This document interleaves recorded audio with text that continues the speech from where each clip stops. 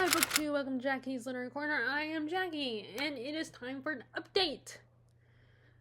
So, first of all, I did not sleep last night. I mean, I think I did sleep a little bit, but when I looked at my, my watch, I don't have a clock on my nightstand anymore, so I just use my watch because, that's where my charger is. So, it was like 4:30 in the morning, and then I just was getting so frustrated because I could not go back to sleep.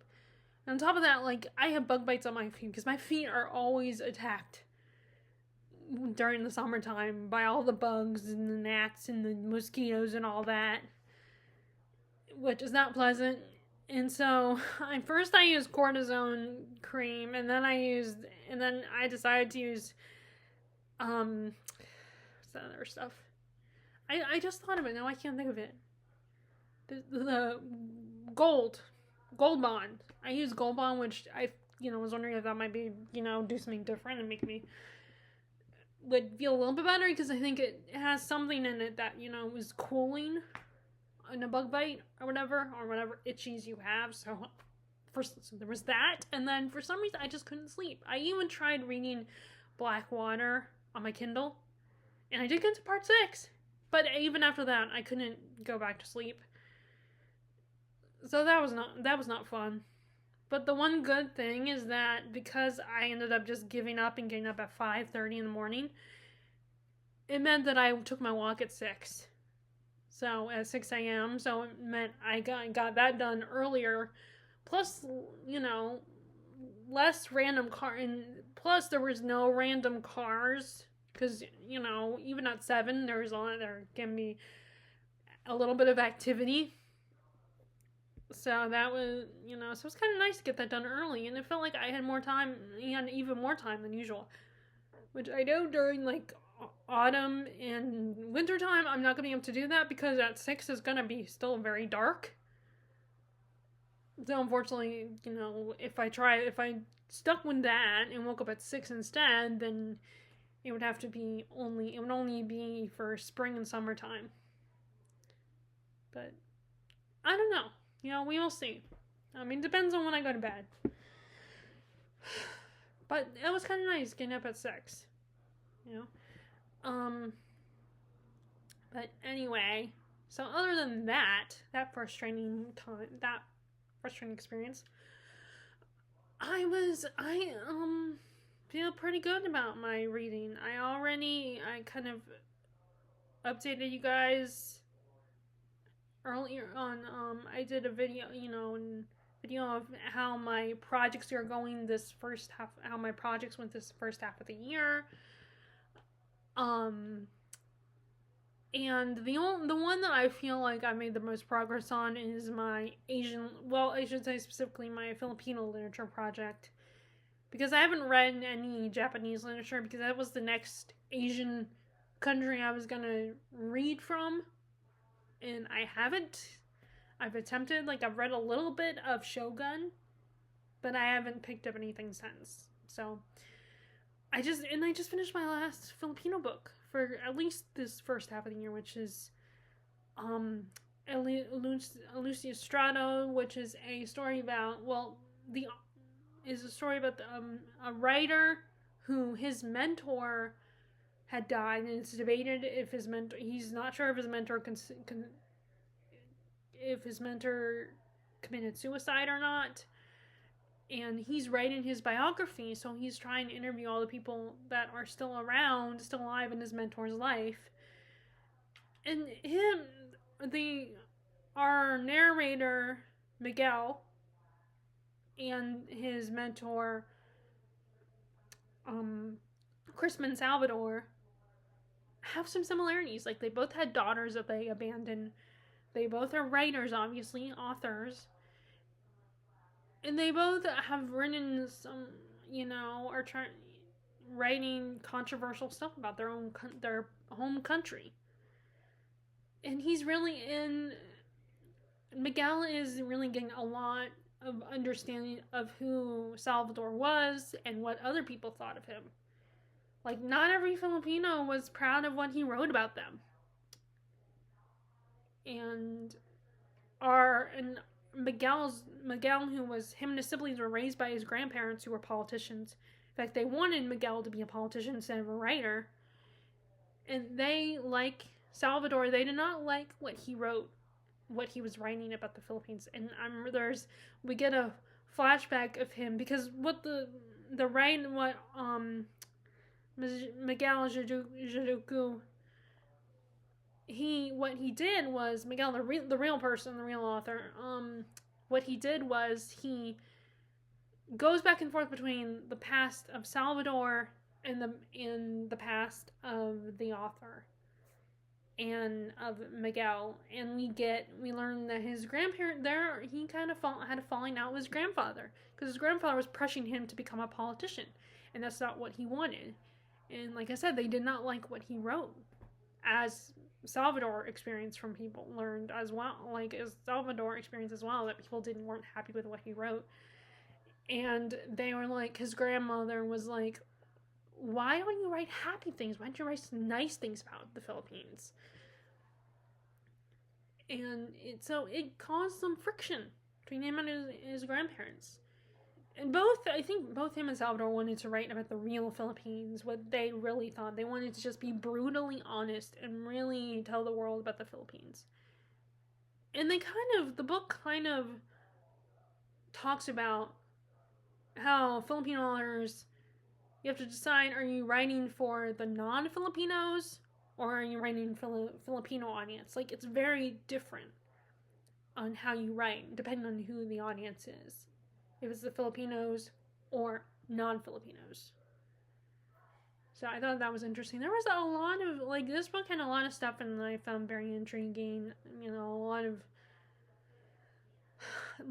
stuff that I underlined that I thought was really a really interesting thing. And I will probably do a separate review of it because, like I said, I want to get people exposed to the Filipino literature. I want more people to read it. But yeah, I really enjoyed reading Ilustrado. Sorry, I still don't know how to say the name. Which is funny because in Monsoon Mansion, there is a discussion of, her mom and her had talked about Ilustrados because that's what her mom, Sinella Barnes' mom, was part of that group of people. The Illustrious, and so she tells, her daughter how to pronounce it. So you see the pronunciation. But then I don't remember I still stumble on how to pronounce it. But that's what I just finished, and currently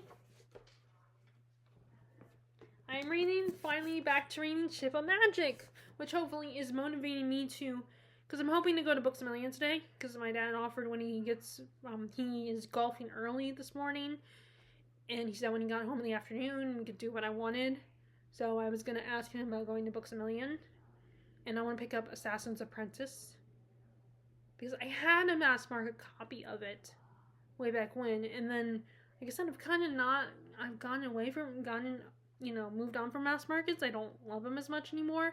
So some of my books that were in mass market form, I've been rebuying them in this size, regular paperback.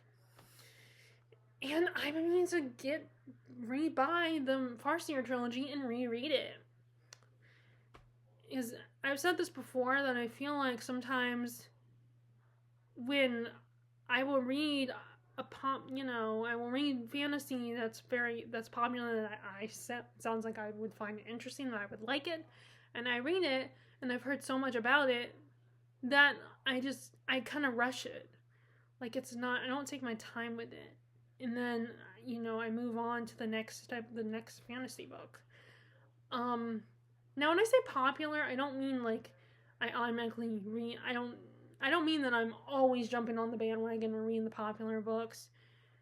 I mean, in fact, I'm not into the romantasy as much as a lot of people are. I mean, I've made, there are some books that would probably be considered romantasy,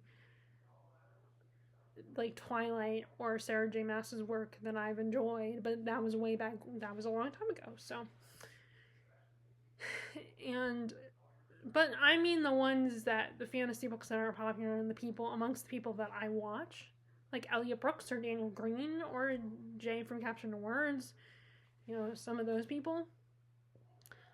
But I'm hoping now that I'm currently focused on this book that it will remind me when I go to BAM to just get Assassin's Apprentice. I mean, I would love to get all 3 books, but it's books a million, I mean, this is why people try to use bookstores more often, because chain bookstores cost money. Are a lot. Books there are a lot of money, and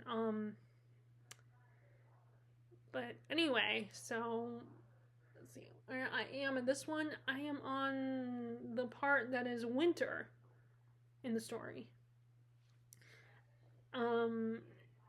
And I've actually been reading this by the pool, so that kind of helps, because even though it's not the sea, it's not the beach, it's still it's still like I get the water vibe, the ocean vibe.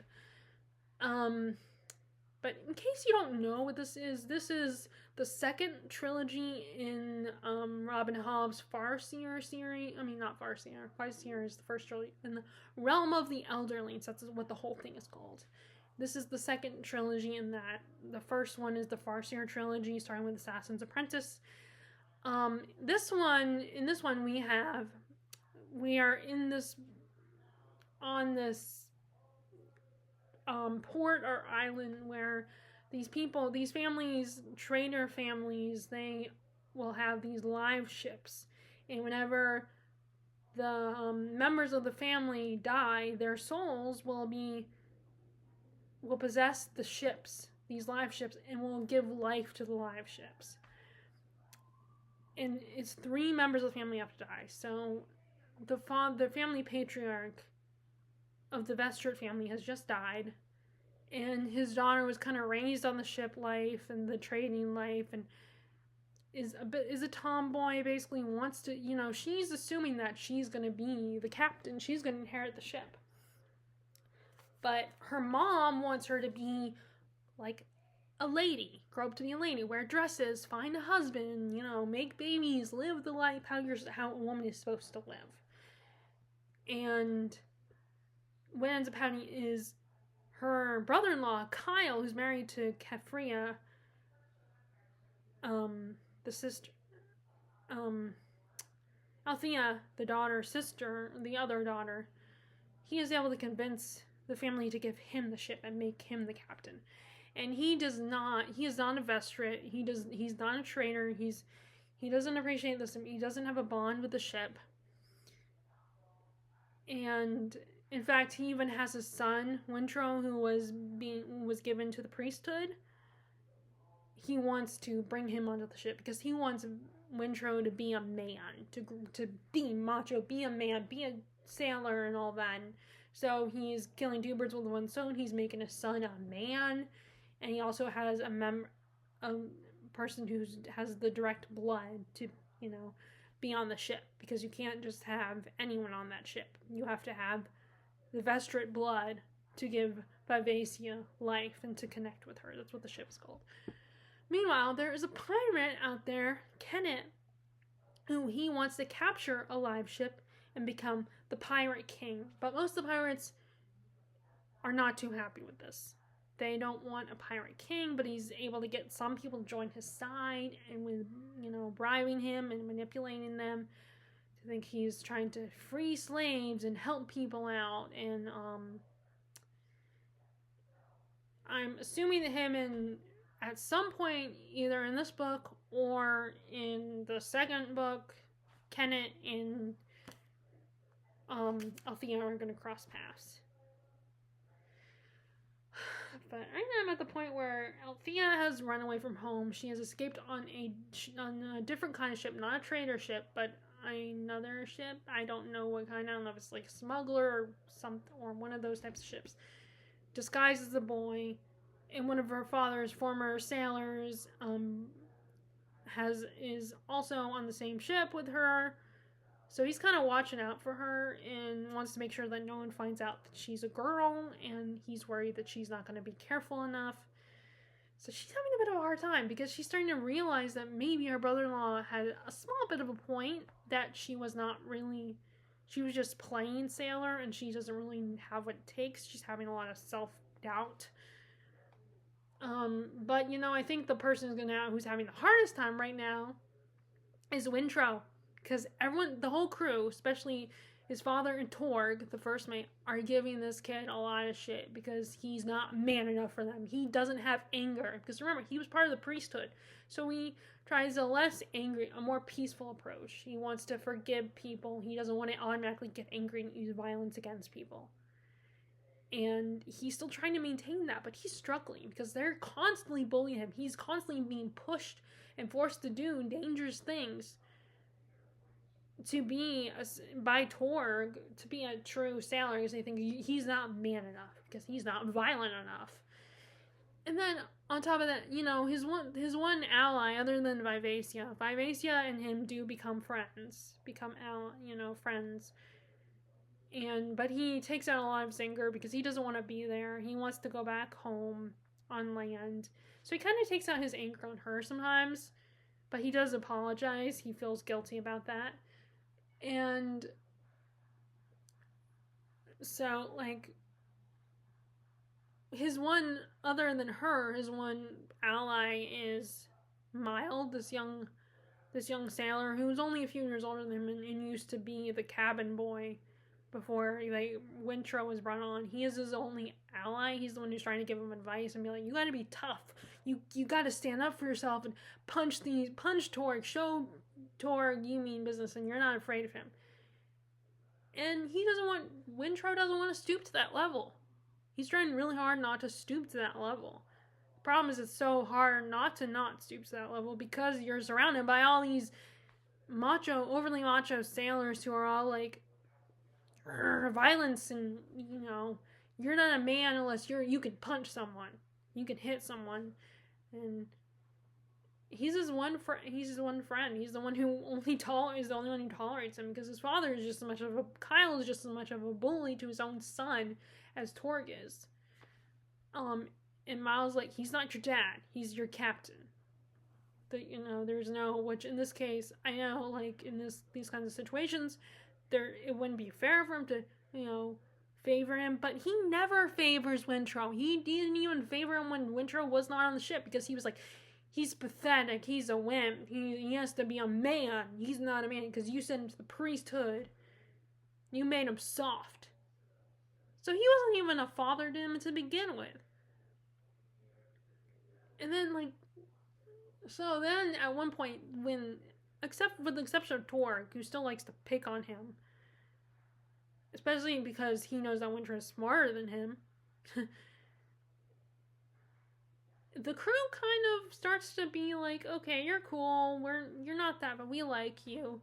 But there's at one point where they get to this port, and what ends up being a really bad experience for Wintro, because first he had heard from Vivacia about this beautiful wall, this beautiful attraction at this particular port. So he's like, tells the guys that, oh no, I want to go tour, I want to go sightsee, I want to see this thing. And they do look at him a little funny. But then as he's walking, the stupid ass cruel guards are like, oh, this is not your place, sailor, you go over there.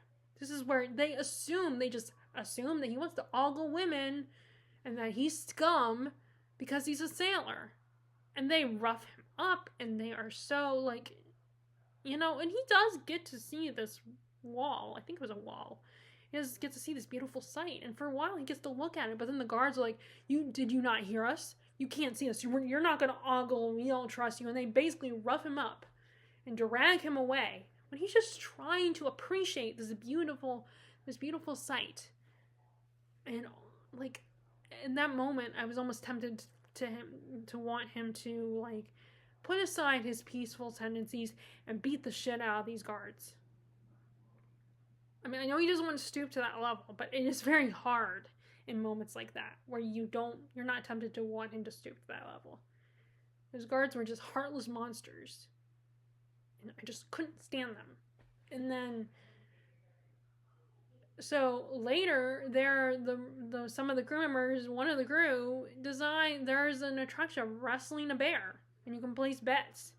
A trained bear, and they're all so sure that their crewmate can do it and that he'll win, but then he loses because this is a live bear who can crack his skull.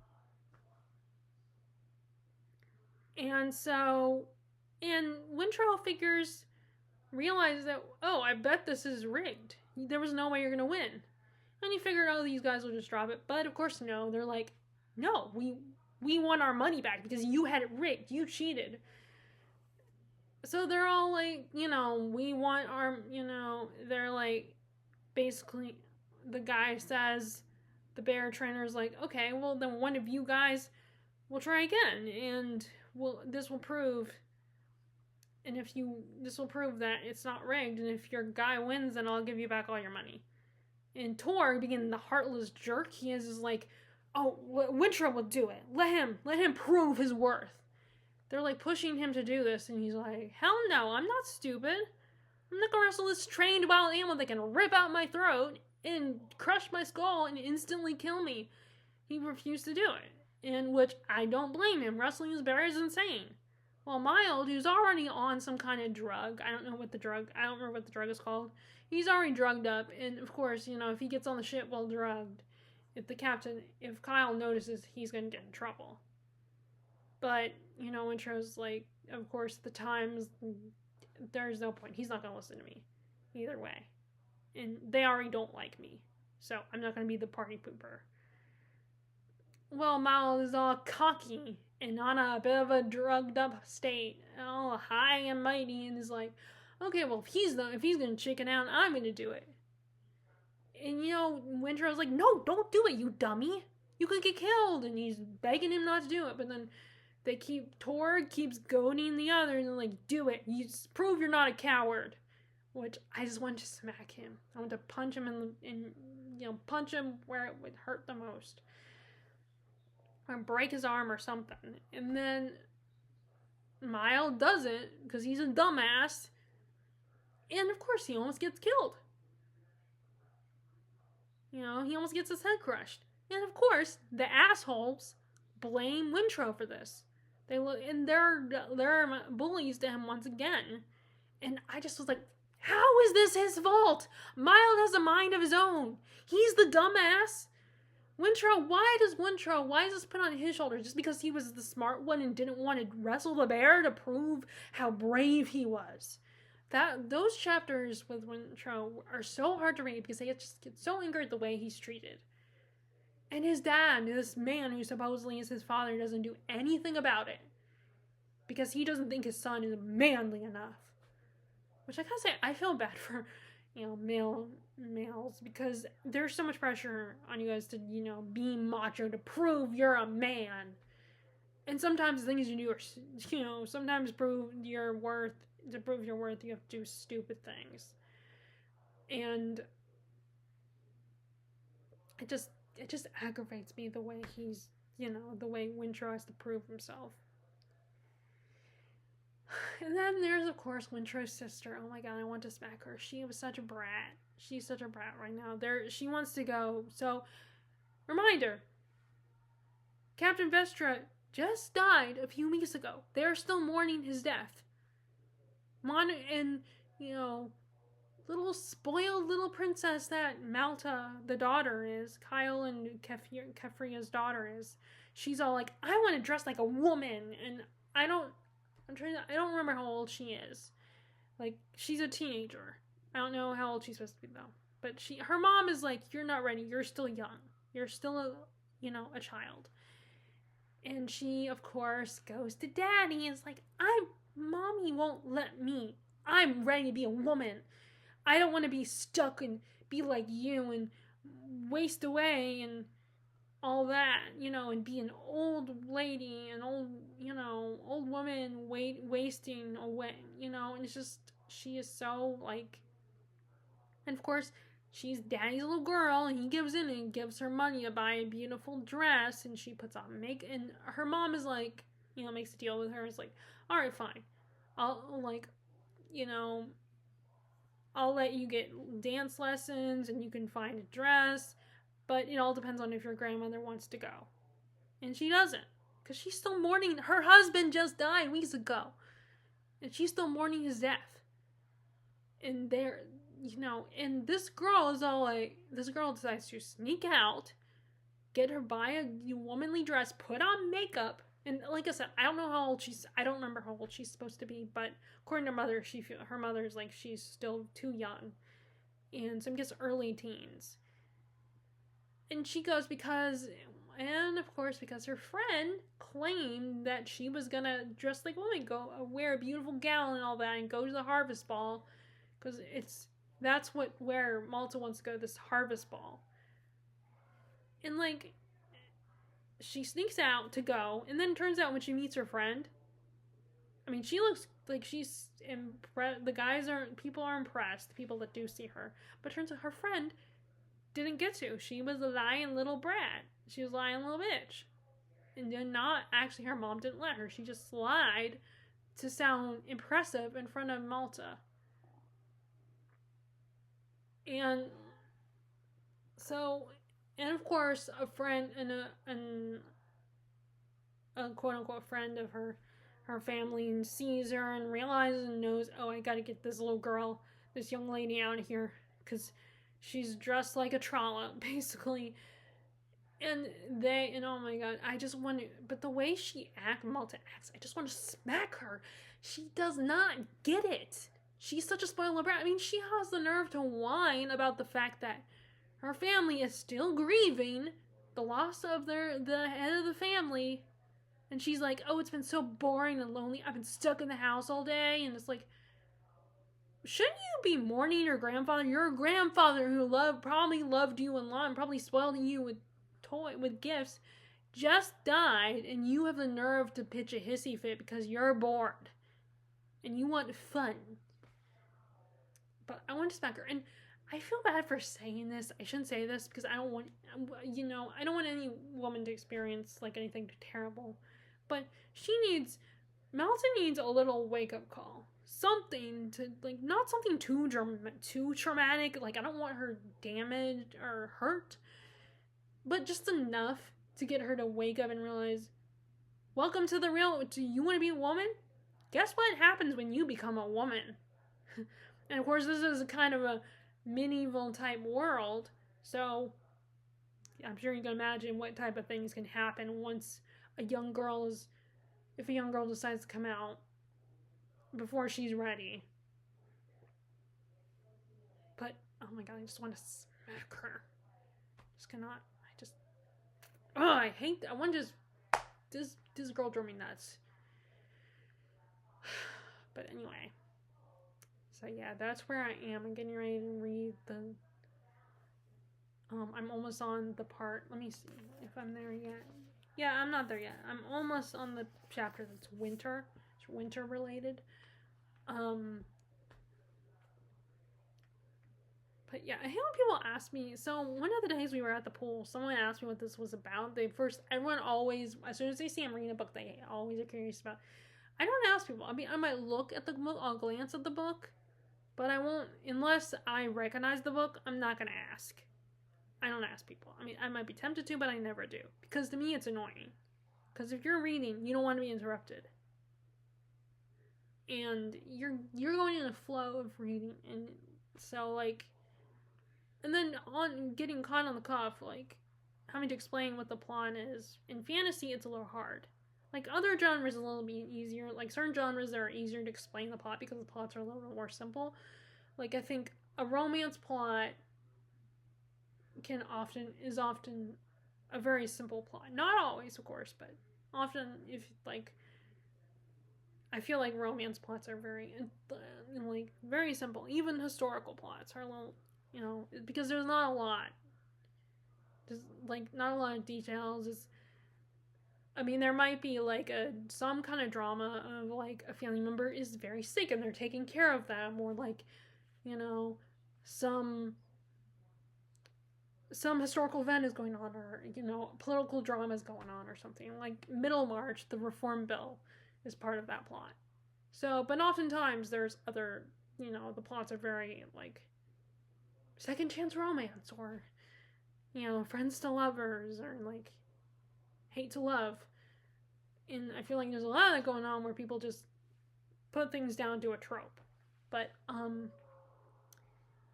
anyway, so they were asking me what this, and of course, I mean, I gave them, like, Althea's story, but I totally forgot about other, like, Kenneth.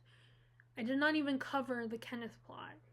But it was just kind of like, I wanted to just give them something, and I was happy that I was able to give them anything of the plot. Because sometimes I have a hard time with that, giving people what the book is about.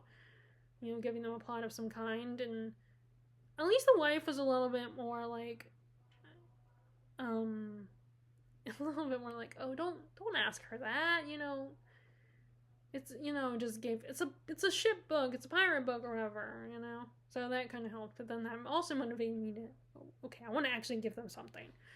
But yeah, it was people that were actually talking to my dad earlier, so he probably mentioned me and that I read. He always, which I appreciate that he's proud of my reading, but it feels like that puts on a little pressure on me.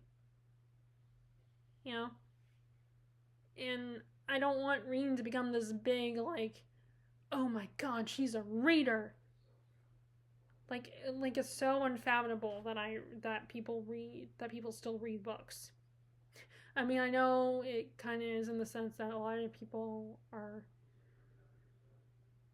like, reading, not even reading anymore. There's a lot of people just going straight to their computers, going online. In fact, actually, one of my dad's friends was a librarian, and I wanted to talk to her about the literacy thing, because she brought it up, and I was going to talk to her about it, but then, of course, Dad's promoting his book, which I'm proud of him. I want to promote his book, but sometimes it's like, could you have let me have this to talk to her about this? But I'm sure, in his defense, they probably wanted to hear about it, but anyway. That happened the other day, so it's kind of annoying, but anyway, so that's where I am in this, and I'm talking about I want to immediately jump into the sequel, The Mad Ship, because you guys know I have a bad habit of, with whether it's a trilogy or a series, where I will take years to read it. Like, I still haven't finished, the All Souls, although now it's more than just a trilogy. But because there's the Times Convert, and then there was another book I saw from that series. But it's kind of after the events of the original trilogy. But yeah, I always, like, fall behind and take years to read it, so I want to pick it up as soon as possible. So one more thing before I kind of update you on talk to you a little bit about my plans for July. I might do a separate video where I talk about my July plans. I mean, I know I showed you my summer possibilities, and those might be on here, but that might change. But we will see. I mean, I still got time, but I feel like either way I need to film a video soon. Like maybe tomorrow or today. At some point today. But anyway, I also decided to read this morning. I read some poems by Emily Dickinson this morning. I have been wanting to do, like, a every morning read poetry. I keep saying that I'm going to do it, but then I never do it because I'm just not used to it. I mean, it's just easy for me to turn on the TV or something. Or read one of my current books, one of my current novels. So this morning, I think the fact that I got up at 5:30 and did my walk around 6 and then came home. I don't know, I got into the flow of, having a really good morning, like making the best of my situation, getting up much earlier than intended because I didn't sleep last night, and just decided to, do some things, because the earlier you get up, you have more time to do things in the morning. Um, I mean, I don't know if I will ever, if I will do that again at any point, but we, like I said, we will see. I mean, this time of year is a good time to do it. Try to get up at 6 instead of 7. But so besides, I took advantage and was inspired to read some of Emily Dickinson's poetry. I did fold dog ears and pages with poems that I really liked.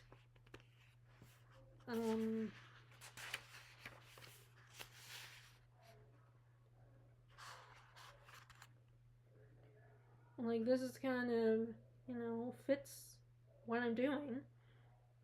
There is no frigate like a book to take us lands away, nor any courses like a page of prancing poetry. This traverse may the poorest take without oppress of tolls. How frugal is the chariot that bears human soul. I feel like it kind of fits for readers. Her poems are very short. They're not super long. I mean, there's some that are long, but a lot of her poetry is very short. Which, I mean, it's very simple. And sometimes all it takes is a simple couple verses to really express yourself. Express what message you're trying to give with the poem. But yeah, I'm excited to build this habit of reading poetry in the morning. Honestly, I think it's a good way to start the day. Now I might be tempted on mornings when I go to work to not read it because I'm just like, I have a limited time, and or I at least might just read a couple poems here and there on work mornings if I build this habit. And I shouldn't say if, I should say as I build this habit, because I feel like I should not just put any little bit of doubt. I feel like I should, that if I put any little bit of doubt or any opportunity to not do it, to, be like, oh, I don't have to do it, then I won't do it. And I want to do it because I want to get into poetry. I've already tried to get into epic poems that are, they're basically stories that are novels, but in poetry format, in verse. And, I still struggle with that, but I haven't given up on that because I love the poetry is beautiful, and it's sometimes hard to comprehend because of the nature of how it's written can be confusing, and it's something you got to really think about and try to understand it, try to comprehend it, and figure out what the poet is trying to say. And it can be a struggle because it can be very cryptic and more about the description than a story, unlike novels, which are basically story. But yeah, I'm excited to do this, to pursue this seriously.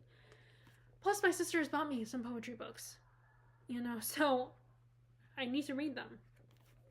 And I have 2 Emily Dickinson's, this one, and then I have the other one, which, like I said, I'm surprised because this one physically looks chunkier than the other one. And that one, I think, has complete poems, while this one just says selected poems.